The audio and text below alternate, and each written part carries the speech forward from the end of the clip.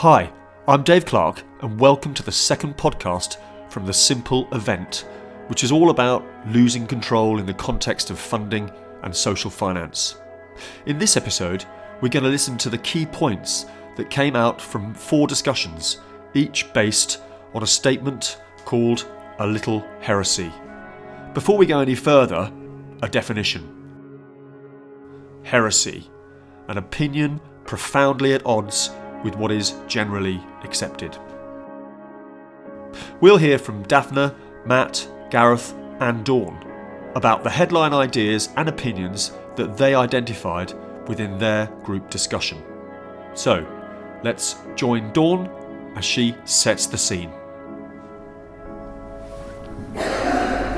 When you arrived, you will hopefully have picked up a little token. So, if you've got a red token, you will be discussing managing performance by outcomes perpetuates harm. That will be presented by Daphne, who is over in this corner here. Daphne van Run, and I am part of the Simple project team, and I represent Essence, Exeter's social enterprise network. So I facilitated this statement, managing performance by outcomes perpetuates harm.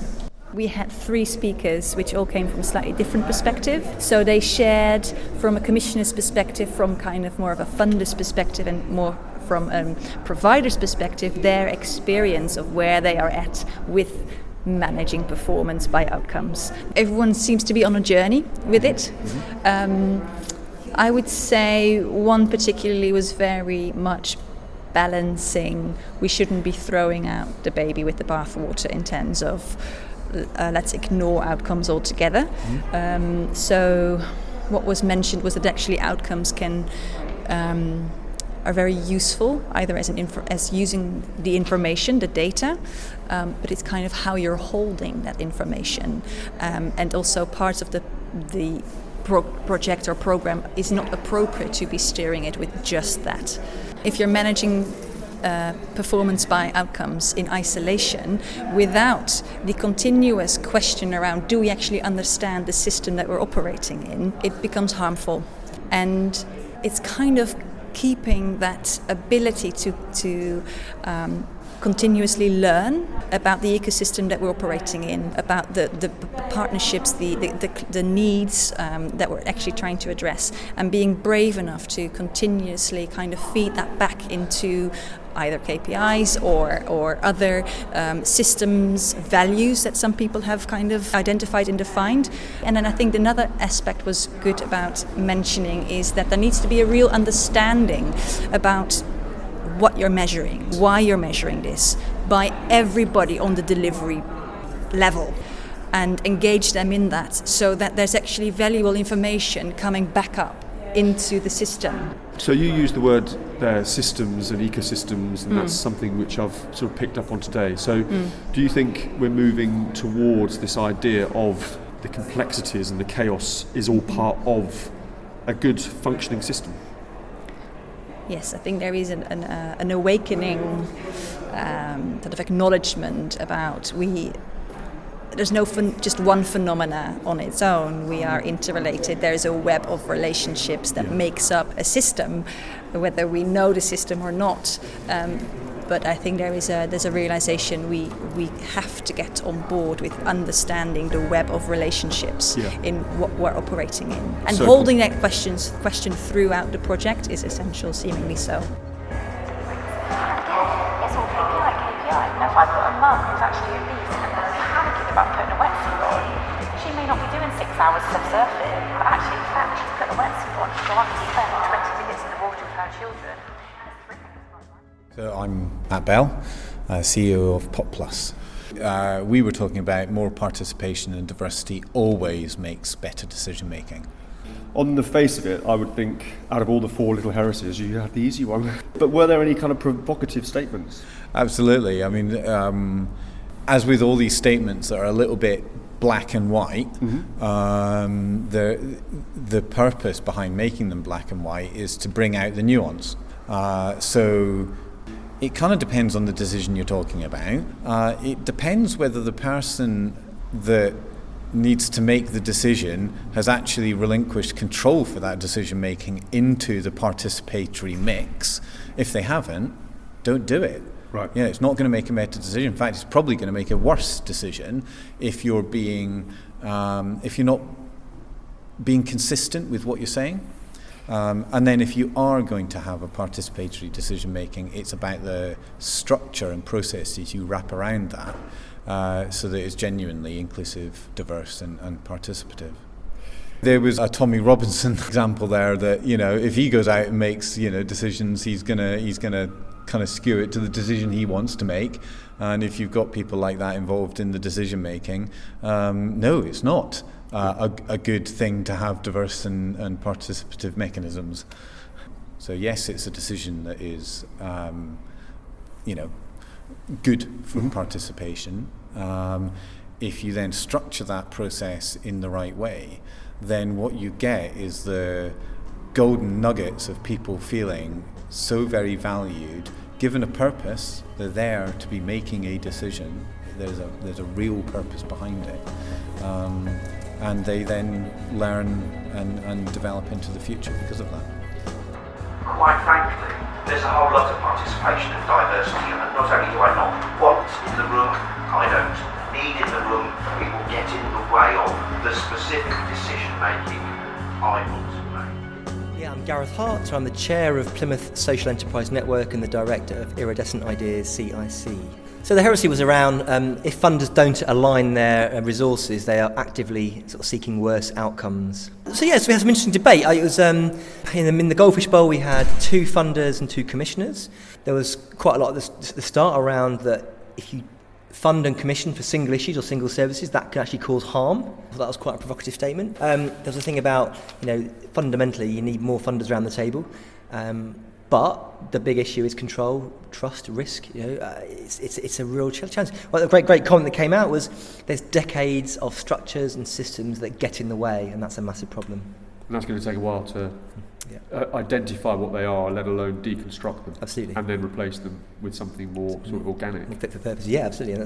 And ultimately, it's a political job, isn't it? It's fundamentally who you elect locally to do good things in your local communities. And so, what were some of the other key outcomes?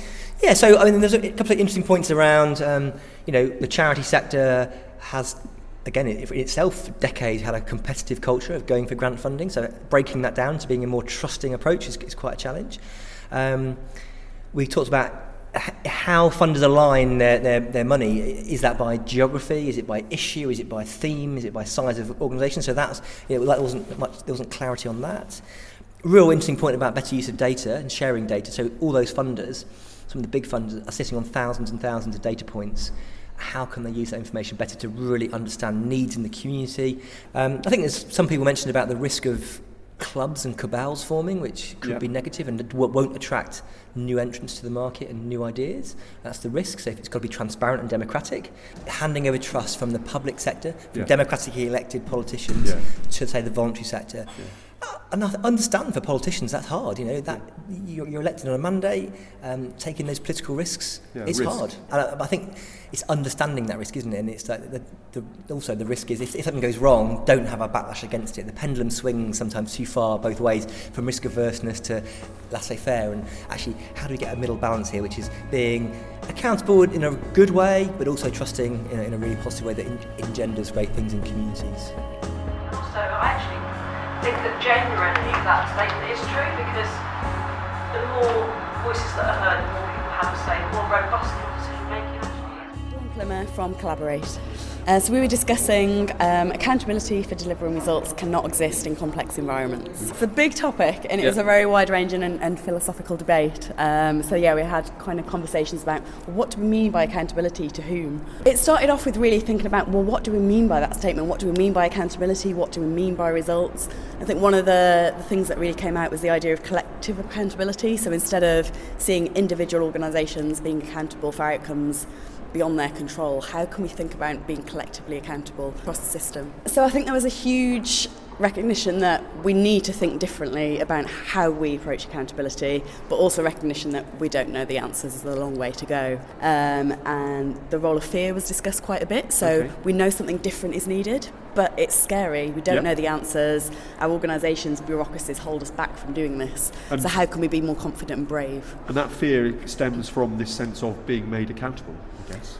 Yeah, I just guess the way we've done things over so many years has incentivised a certain version of accountability, which is very upwards. It's about adherence to very rigid targets. It's not about responding to what people want, being flexible and learning as you go. Right. So it's that the incentives for so long has been the opposite of what we want to get to now. So a few of the kind of things that we discussed that we need to act on and the opportunities we've got as a group are firstly thinking about how do we build capability, so how do we improve systems leadership so people actually understand complexity, what it means for their roles. So particularly in the context of the NHS that was mentioned. Right. We talked a bit about the idea of personal accountability. How can we see accountability as not someone else's job but take responsibility for it ourselves? Basically, we don't know the answers, but how can we start to uncover different tools out there to help us do things differently? How can we support each other as peers in testing out, identifying new ways? There's this tendency for people to feel like they must have all the answers all the time. Is that something that you feel is part of this overall conversation that you're having? Yeah, definitely. That willingness to constantly iterate, adapt, think, being curious, I guess. It's about that different skill set almost. We talked a lot about the cultural challenges. So if your job is to hit some targets, fill in paperwork, and it changes to flexibly building relationships, responding to what people want, it's a very different skill set. So not having the answers is okay. It's okay, but it takes a huge mindset shift. How can we make people more comfortable about working in this way by acknowledging the real risks that are there, but thinking of ways to manage them differently? So my thanks go to Daphne, Matt, Gareth and Dawn. A huge amount to think about there within these little heresies. Seems to me that they're quite big heresies, really. So Daphne was talking about managing performance, outcomes and KPIs. They can be very useful, but as Daphne says, there's a web of relationships. So perhaps the KPIs are a means to an end, not the end in themselves. And Matt was talking about participation and diversity, the importance of genuine control within the decision making, a great emphasis there on structure and process where people feel really valued and people have a real purpose. And Gareth was talking about funders aligning their resources.